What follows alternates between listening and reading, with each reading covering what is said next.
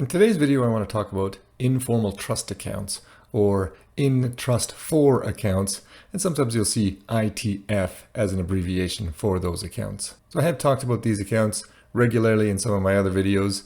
It was a way for me to have my boys who are under 18 invest in the stock market, and I wanted to share with you how I did that. So starting from the beginning, we have done a lot with our boys to have them learn about finances and increase their financial literacy. When they were young, we opened a checking account and a savings account, and we gave them an allowance, and a portion of their money was for spending and a portion was for charitable donations, and then a portion was made for also investing. And at the beginning, when we started this process, they didn't have a lot in their investments. I didn't know what an ITF was or anything like that. So what I did was I basically just tracked their investments on a Google Sheet. So when we first started this process, really, I gave them a spreadsheet that looked very similar to this. And there's been some modifications over the years. But basically, and it's a list of index funds and some other types of ETFs that I would be more than happy with them investing in. And so what I had them do was I had them choose one Canadian ETF, one US ETF, and one international ETF. And they just looked through. And again, I was happy with any of the choices. And one of my boys chose XIC and one of my boys chose ZLB for their Canadian portion. They both chose XUS as their US portion. And for their international portion, one chose XEF and one chose VIU. So what I did was I tracked these ETFs on a Google Sheet. With Google Sheets, you can link it to Google Finance and it would give you up-to-date information on how much they made. And tracking dividends was a little difficult, but it was a way for them to sort of play the investment game. Now, asset allocation ETFs did not exist back then. Had they existed, those would be the way that I would have had them invest in. But because they each had different ETFs, that allowed us to have sort of a little bit of a competition, and it kept them engaged as to what the stock market was doing. As their accounts started growing and the dividend issue was becoming a bigger pain, I started researching how a minor could start investing. And that's how I found out about informal trust accounts. And Questrade did have informal trust accounts, and so you needed a minimum balance of $250 for your initial deposit.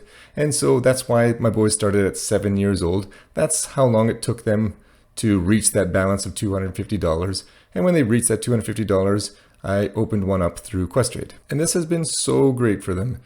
At the end of the year, they take all of the money that they've put aside for investments, which is in their NEO accounts.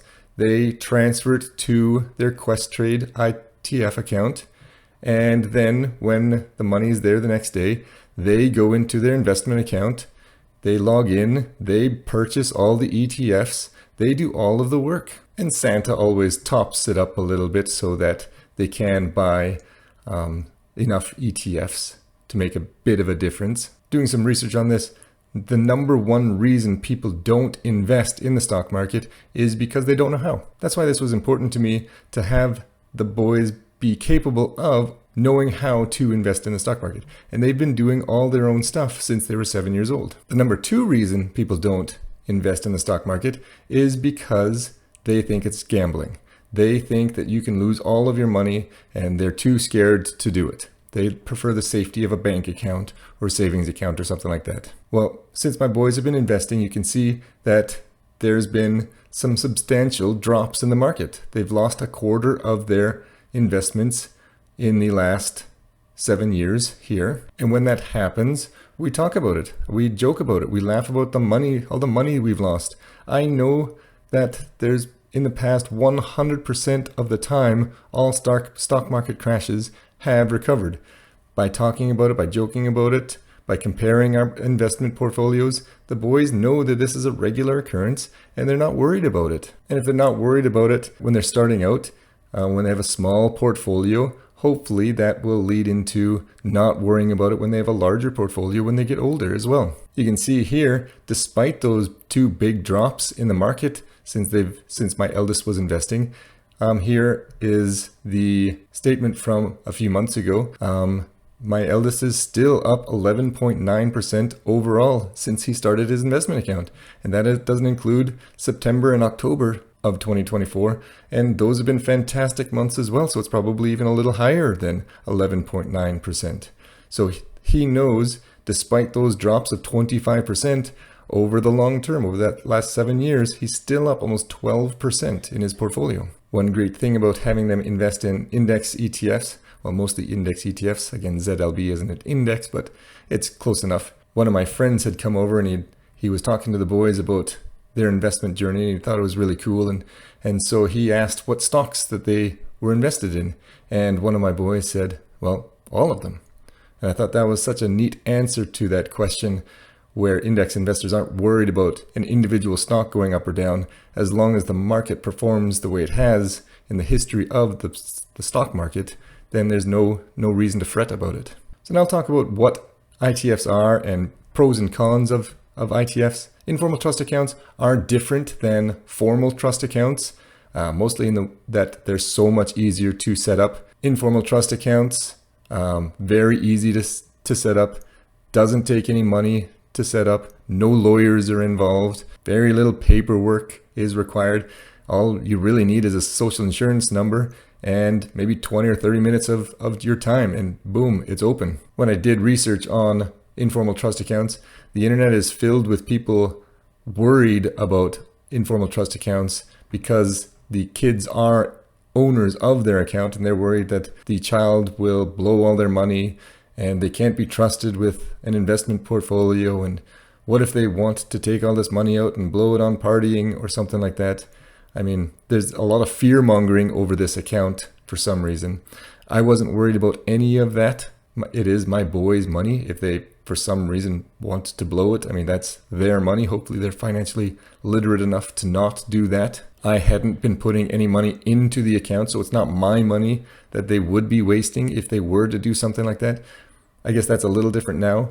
We have recently maximized the RESP contribution grant money for my eldest, so that portion of the Canadian Child Benefit that we get now goes into their informal trust account. But I'm still not worried about them being irresponsible with it. Another reason I'm not worried about that is that actually I need to sign off on anything that's being taken out of this account anyway. So if they wanted to buy a new car, or they wanted to go partying or go on a cruise or something like that, I actually have to sign off on the money being withdrawn from this account. So there is safety in that. Essentially, the child is the owner of the account, but the parent is in control of the account. And when they turn 18, they can take that money and put it into their tax-free savings account or their first home savings account, or use it for university or whatever they want to do with it. I did prioritize the RESP first over the ITF. The RESPs have a lot of advantages. That grant money is very valuable. We didn't put any money as parents into the ITFs until we had maximized the contribution grant money. Now, how are these accounts taxed? Well, they are non-registered accounts, and I do have a video on how non-registered accounts are taxed. I'm not going to go too in depth with that. But the capital gains portion does get taxed. But the nice thing is that the capital gains portion gets taxed in the child's hand. So generally, that's at a very low tax rate, probably no tax rate at all. Again, you actually don't pay any taxes unless you make a little over $15,000 as of this year. And so if you have a job and you're making less than $15,000, even if you sold your investments, the capital gains probably won't be taxed because it's in the tax bracket of the child. The dividends and the interest works a little bit differently. I do pay the tax on the dividends for my boys' account until they are 18. Now there's some exceptions to that. Any money that is put into the ITF that comes from allowances or gifts or jobs that pays cash only, the tax on those dividends get paid by me. But any dividends that are earned through a job which has a T4 slip, or inheritances, or any money coming from the Canadian Child Benefit Plan, that dividend income could be taxed in the hands of the child, which again would be very, very low. That would require a lot of recording and record keeping, and for me, I don't do any of that. I just suck it up. I pay the low amount of tax. It's not like they have tens of thousands of dollars in these accounts or anything. The amount of dividend income that they create every year is fairly low, and the tax that I pay on it is very low. And to me personally, it's not worth the record keeping. Now, how do you set one up? Most financial institutions do have the ability to set up an informal trust account.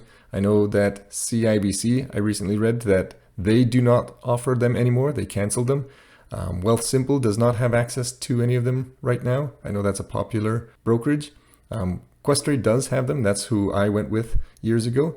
So I'll just quickly go through how to set that process up. So in your accounts section here, you can just go to add new account, click on the self-investing, click on entity, and here is the individual informal trust account. You can just click on that. There's a little bit of paperwork to fill out. Make sure you have the social insurance number for the child, and it's pretty straightforward after that. So I hope you've enjoyed this video, and I hope that it does show you how to set up an informal trust account. I think it's an extremely valuable resource to have your children set up so that they can learn about investing and not be scared of the stock market. Please subscribe below and have a wonderful day.